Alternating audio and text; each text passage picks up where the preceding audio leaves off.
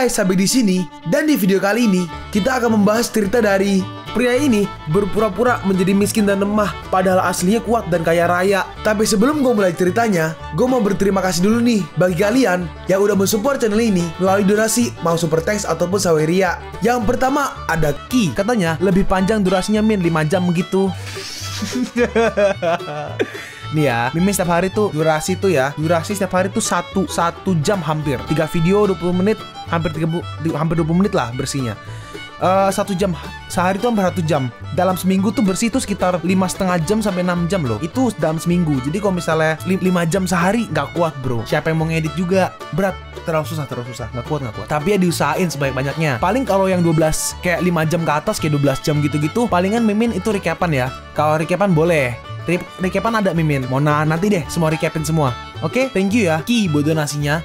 Buat kalian yang mau mensupport channel ini dengan donasi atau emang sekedar mau beliin Mimin kopi, kalian bisa pilih antara super thanks atau saweria. Gue sih nggak masalah kalian pilih yang mana. Cuma kalau bisa lewat saweria aja. Soalnya kalau YouTube potongannya gede 30%. Kalau saweria cuma 5%. Untuk link saweria kalian bisa klik aja di atas kanan nih, atau bisa cek di kolom deskripsi.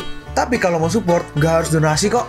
Dengan kalian nonton sampai habis dan memberikan like pada video ini, itu udah ngebantu banget buat support channel ini. Oh iya, kalian juga bisa join nih ke grup Telegram komunitas cerita manhwa yang baru. Untuk linknya, gue tampilin di layar ya. Tapi kalau malas ngetik, cek aja kolom deskripsi. Di sana, kalian bisa sharing nih topik seputar manhwa dan kawan-kawan, dan juga ketemu teman baru. Kalau mau info terbaru dari Mimin, misalnya upload kapan atau misalnya ada telat upload, Mimin pasti akan langsung infokan di Telegram. Makanya, jangan lupa join ya. Nggak perlu berlama-lama lagi, kita mulai aja ceritanya. Halo guys, Sabik di sini. Dan sebelum mulai ceritanya, gue mau ngumumin nih kalau Mimin sekarang ngadain giveaway. Mimin mau giveaway 1 buah HP baru saat nanti udah menyentuh 50.000 subscriber. Untuk ikut atau berpartisipasi ada beberapa syaratnya nih, tapi simple banget. Syarat dan ketentuannya kalian bisa lihat nih di Instagram Mimin. Instagram Mimin tuh nih, Mimin tulis nih HP Sabik 12, atau kalian bisa lihat aja nih di link di deskripsi, udah Mimin cantumin di bawah. Di Instagram Mimin itu ada postingan dengan logo cerita manhwa. Nah, di sana kalian bisa lihat tuh syarat dan ketentuannya. Gak susah kok, syaratnya simple banget. Gak pakai ribet, gak pakai susah. 2 menit selesai. Pemenangnya akan Mimin umumin saat udah menyentuh 50.000 subscriber. Tunggu apa lagi? Makanya yuk buruan subscribe biar cepet-cepet giveaway-nya. Nanti bakal ada giveaway terus kok, tenang aja. Oke, segitu aja. Kita lanjut ke ceritanya. Yang Ci selalu memperlakukan Yang Wen seperti anaknya sendiri.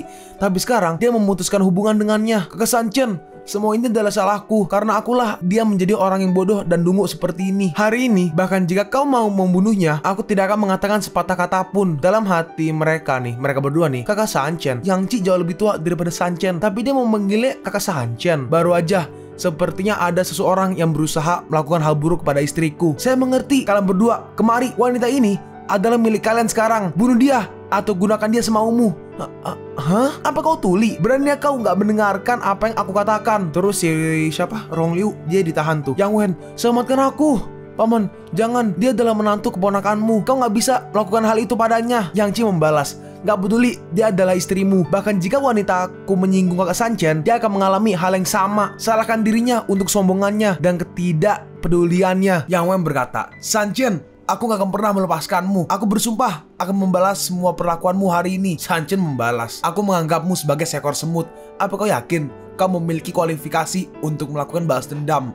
Bahkan kalau kau diberikan kesempatan itu, kau hanya akan menggali kuburanmu sendiri. Yingsha berkata, Sanchen, aku ingin pergi ke rumah sakit. Oh, oke. Yang Ci, jika aku mendapati ada sedikit aja luka pada wajah Yingsha, siapkan peti mati untukmu sendiri. Nah, lalu beberapa hari berlalu nih. Kita sekarang pergi nih ke tempat konstruksi. Di sana datang nih Haichao, Yihan, si nenek, dan juga Kuolin. Haichao berkata, "Hey, Yingsha, ada di mana kau?" Ini ngomong lewat telepon ya. "Bukankah kau ada di lokasi konstruksi? Cepatlah datang ke gerbang depan lokasi konstruksi." Nenek Yingsha bilang dia akan segera datang. Beraninya dia tidak datang bekerja selama 1 minggu. Dan dia bilang bahwa dia sedang berada dan mengawasi di lokasi konstruksi.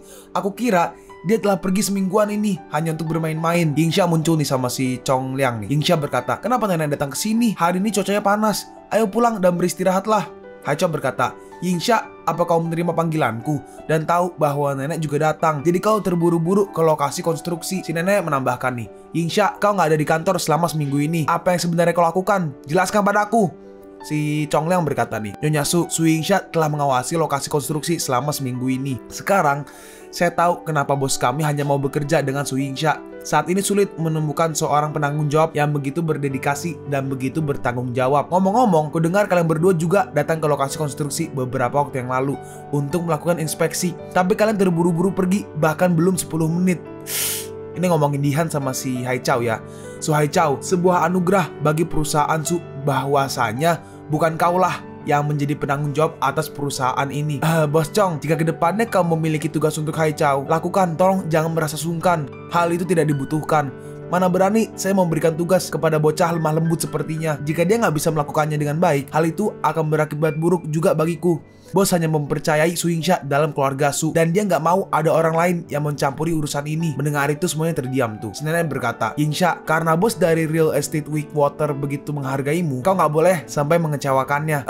Weakwater tuh itu loh, Chuan Chui apa Chuan Chui? Ya itulah perusahaannya si siapa namanya? Si Sanchen. Nenek tidak perlu khawatir. Aku akan melakukan yang terbaik. Lagi pula, aku masih memiliki hal yang harus kulakukan di perusahaan. Dan karena itu, aku mungkin tidak akan bisa mengunjungi lokasi konstruksi tiap hari. Si nenek berkata nih, Su Colin, mulai dari sekarang kau akan datang mengunjungi lokasi konstruksi. Colin merespon, Ibu, bagaimana bisa ibu menyuruhku melakukan hal seperti ini? Semua hal ini Yingsha aja bisa, kenapa kau tidak? Kalau kau merasa nggak bisa melakukannya, pulanglah ke rumah dan tidur. Tapi jangan pernah datang ke perusahaan lagi. Ibu, hentikan, aku akan melakukannya. Terus ini, nah ini mobilnya si Sanchen nih. Oh ya, bagi yang nanya, bingung kok warnanya berubah? Ya, mobilnya Sanchen kan emang beli 3 biji. 2 hitam 1 putih.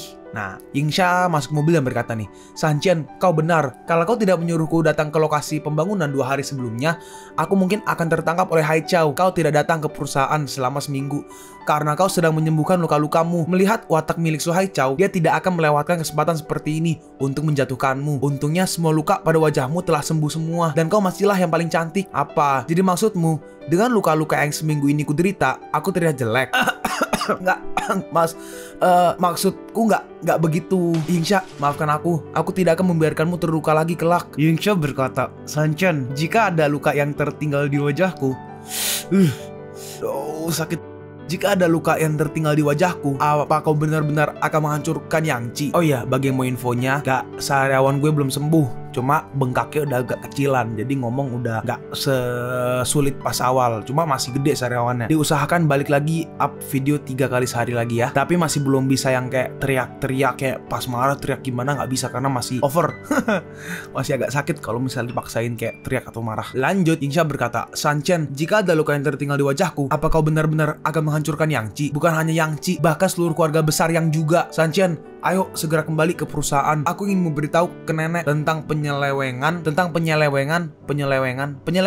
Ya intinya kan, gue ngerti penyelewengan, cuma gue tau artinya, cuma baca gimana ya? Penyelewengan kan deh? Ya itulah intinya, tentang penyelewengan dana yang terjadi di perusahaan.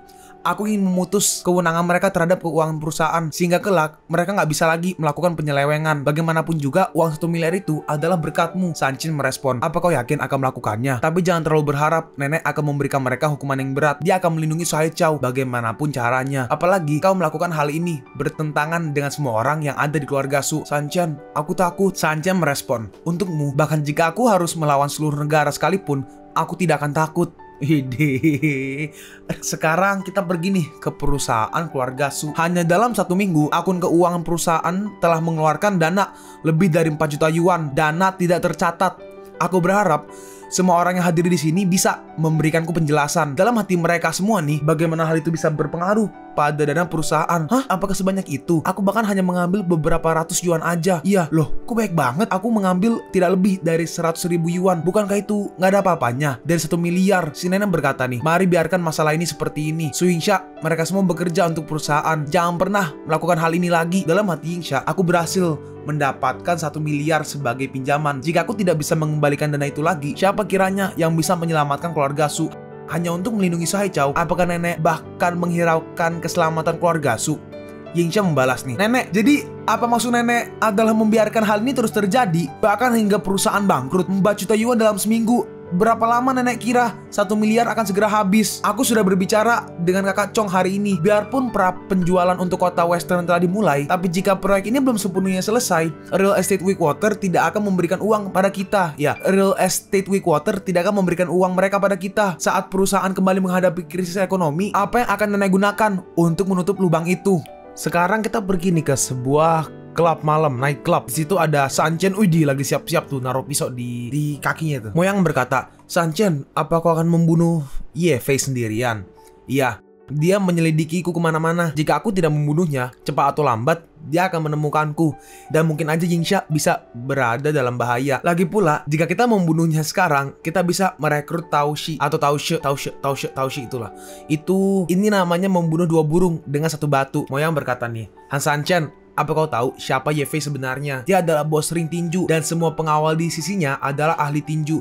Dan tidak peduli dimanapun dia berada, dia selalu membawa 4 pengawal. Bukannya nggak mungkin untuk membunuhnya. Tapi kalau kau membuat banyak keributan, efeknya akan terlalu luas dan kau mungkin akan terjerat di dalamnya." Sanchen berkata, "Bagaimana kita bisa tahu jika kita belum mencobanya? Aku mengetahui bahwa dia akan mengunjungi pusat hiburan di kota Jembatan Emas malam ini. Dan ini adalah kesempatan sempurna untuk membunuhnya." Moyang bertanya nih, "Baiklah, jadi apa rencanamu? Bagaimana kau mau kami bekerja sama?" "Nggak, kalian hanya perlu menunggu kabar dariku dan membantuku mengurusnya."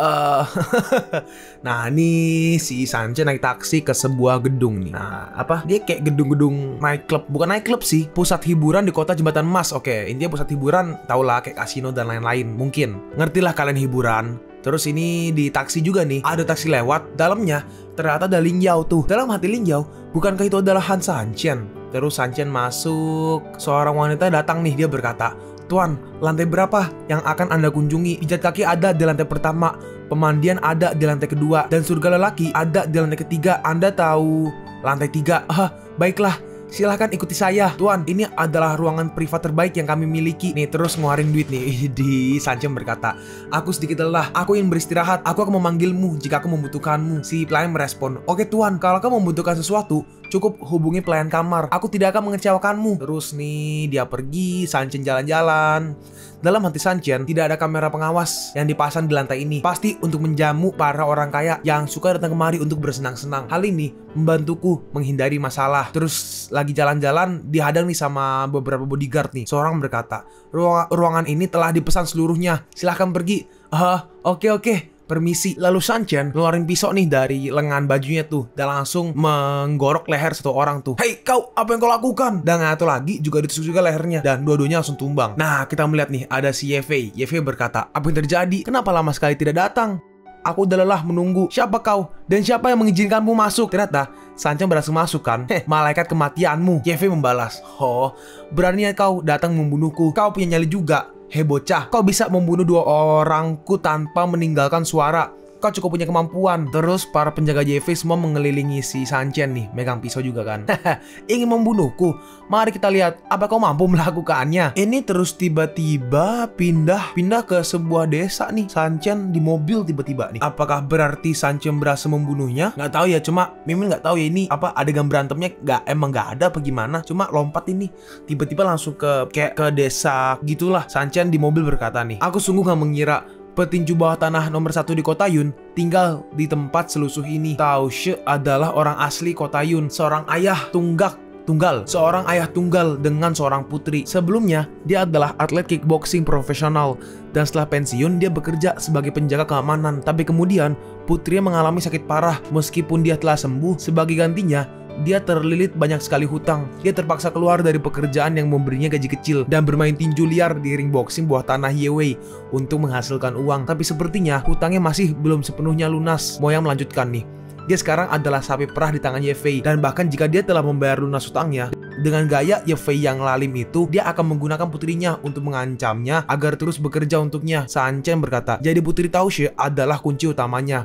Aku bisa membantunya membayar seluruh hutangnya dan melindungi putrinya. Ayo, pergi dan melihatnya." Nah, ini kita pergi nih. Orang-orang ada berkata nih, "Taoshi, kapan kau akan mengembalikan uang yang kau pinjam dariku? Jika kami tidak mendapatkan uang kami hari ini, kami tidak akan pergi. Ya, cepat, kembalikan uang kami." Nih Sanchen turunkan. Nah, nih si petinju, si boxer nih. Taoshi berkata, "Saudara sekalian, putriku baru aja membayar biaya pendidikannya. Jadi aku tidak memiliki uang sepeser pun. Tapi aku pasti akan mengembalikan uang kalian. Kau sudah mengatakannya berulang kali. Aku tidak akan pergi hari ini tanpa uangku. Saat putrimu kembali, aku akan membuatnya tahu bahwa ayahnya telah banyak berutang. Kau adalah pendosa hutang. Si Tao Xue membalas, apa yang kau katakan, ha? Kau, apa yang kau lakukan padaku? Kau berutang padaku. Iya, kami telah memanggil polisi. Kami akan menuntutmu karena tidak membayar hutangmu pada kami. Pengadilan akan memutuskannya dan kau akan dipenjara. Jangan menyesal saat kau dipenjara nanti. Lalu saat itu terjadi, tidak akan ada orang yang akan merawat putrimu. Terus Sanchen datang nih. Berapa banyak dia meminjam pada kalian? Aku akan membayar hutangnya. 1.000 yuan, 2.000 yuan,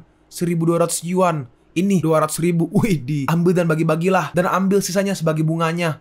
Dalam hati Sanchen, sayang, aku gak pernah menyangka seorang master tinju bawah tanah yang gak pernah kalah satu kali pun malah gak bisa membayar jumlah utangnya yang hanya sedikit. Terus uangnya mulai dibagi-bagi ini ke beberapa orang yang diutangin sama si Tao Xue. Siapa kau? Dan kenapa kau membantuku? Aku gak pernah menyangka bahwa master petinju bawah tanah, Raja Ring Tinju, akan berutang uang pada para warga dan dalam jumlah yang gak seberapa. Tao Xue membalas, "Oh, kau tahu tentang aku? Sepertinya kau bukan orang yang baik juga. Kau gak perlu mengkhawatirkan urusanku. Jadi cepat katakan apa yang kau mau." Sanchen merespon, "Bagus, gak basa-basi dan berterus terang. Aku akan langsung pada intinya kalau begitu. Sederhananya, aku mengagumimu dan ingin memintamu untuk membantuku." Mengagumiku? Kupikir ini adalah pertama kalinya kita bertemu. Iya kan? Terus ini si Sanchen nendang. Hah? Dan si Tao Xue langsung menahannya nih dengan tangannya. Kau adalah pria bertopeng waktu itu." Sanchen berkata, "Bagaimana? Kalau kau membantuku, aku akan membantumu melunasi semua hutang dan memberimu juga putrimu kehidupan yang lebih baik. Ada beberapa hal yang tidak kau mengerti. Jika tidak ada hal yang lainnya, maka pergilah. Putriku akan segera pulang dan aku gak mau dia melihat orang asing di rumah." Sanchen merespon, "Tentu saja aku mengerti. Bukankah kau hanya takut jika Ye Fei menargetkan putrimu?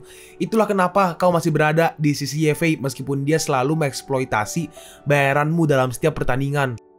Sampah tidak manusiawi dengan tangan yang berlumuran darah seperti itu. Aku akan membantumu untuk mengatasinya." Si Tao Xue berkata, "Kau adalah petarung yang baik, tapi Ye Fei bukanlah orang yang mudah untuk diatasi."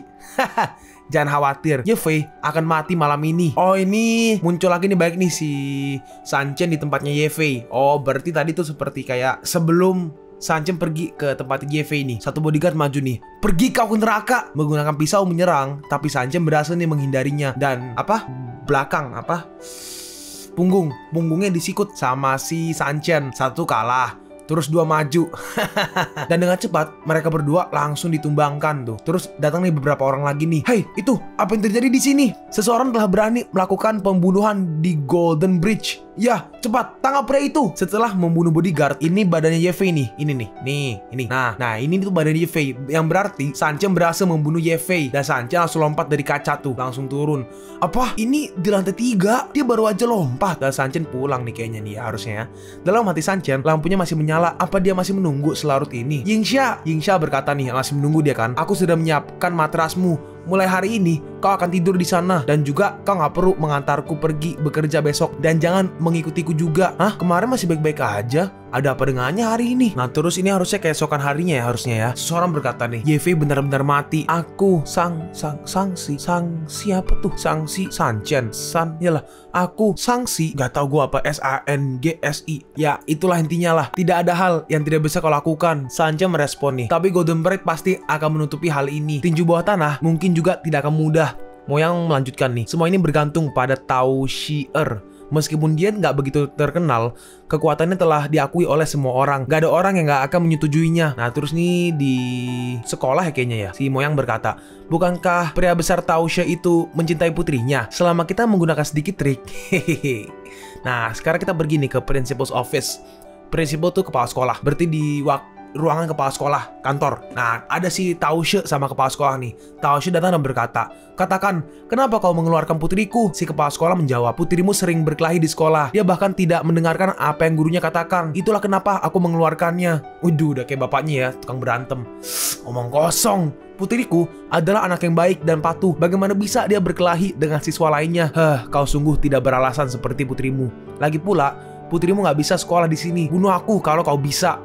Baik, kau tunggulah." Terus datang nih Sanchen dan juga Moyang nih. Oh, sama putrinya. Kenapa kau ada di sini?" Si anaknya datang dan berkata nih, Ayah, apa benar aku nggak bisa sekolah di sini lagi?" Tao Xie menjawab nih, "Jangan khawatir, ayah akan mencarikanmu sekolah yang lain." Anaknya merespon, Tapi ini adalah satu-satunya sekolah yang ada di kota kita." Terus Sanchen maju dan berkata nih, "Tao Xie, kalau kau mau bekerja denganku, Aku akan membantumu mendapatkan sekolah terbaik untuk putrimu di kota ini. Aku tahu seberapa khawatirnya kau sekarang. Ingat, Ye Fei sudah mati. Katakan apa yang kau mau dariku. Dalam hati Tao Xue, Ye Fei memiliki banyak ahli di bawah kendalinya, tapi dia bisa melakukannya dalam semalam. San Chen berkata nih, ambil alih ring tinju dan bantu aku meyakinkan semua orang. Oke, kita sepakat. Terus nih di rumah San Chen baru bangun.